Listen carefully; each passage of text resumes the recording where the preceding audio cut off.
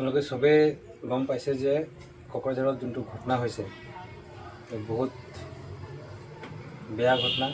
এই ঘটনাটো আমি আদিবাসী ছাত্ৰ সন্থা কাৰ্বি আংলং জিলা সমিতি হৈ ধিক্কাৰ আৰু নিন্দাজন কৰিছোঁ। সেই যোনটো ঘটনা হৈছে এই ঘটনা হ'ব নালাগিছিলে।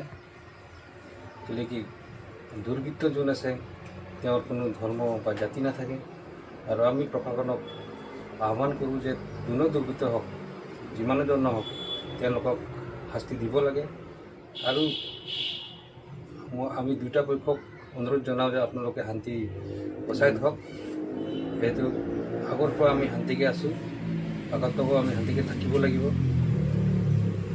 গতিকে আগত আমি বহুত চাব পালোঁ যে এনেকুৱা ইলেকশ্যন ওচৰত আহিলে এই জাতিগত সংঘাতটো বেলেগে থাৰ্ড পাৰ্টিয়ে ফাইদা কৰিব বিচাৰে। তো এইটো আমি বুজিব লাগিব যে ইমান দিন একো হোৱা নাছিলে, এতিয়া হঠাতে কেনেকুৱা হৈ গ'ল।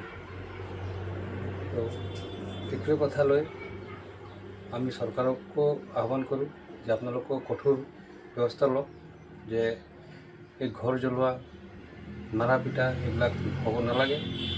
যোন দুৰ্বৃত্ত আছে দুৰ্বৃত্তক ধৰক আৰু তেওঁক আইনী ব্যৱস্থাৰে দণ্ডনীয় দিয়ক।